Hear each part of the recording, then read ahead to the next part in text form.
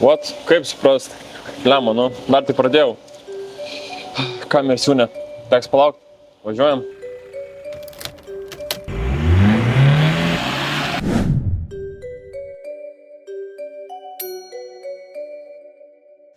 Sveikas, Justai. Gali pagelbėti atvažiuosi problemą. Tai jo, galiu padėti, kokios tau reikia chemijos. Metalo dulkiam?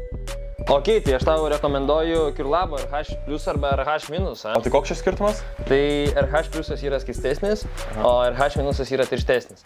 Tai labiau lakui arba prie karštos temperatūros naudoti. Tai kokio tau reikia? Tai skystesnė. Ok, tai tau užteks šitą? O gal kažką daugiau turi? Jo, žinoma. Oi, labai gerai. Prašau. O tai čia reikia skiesti, ar nereikia skiesti? Ne, gryną naudok ir viskas. Viską? Jo, Tiek? paimk ir naudok. O, labai gerai. Ačiū tau tada. Nu, davai. Sėkmės darbuose. Kaip jūs man ten sakė daryti? Skiest, maišyt, pil gryną? Gal gryną? Bandom.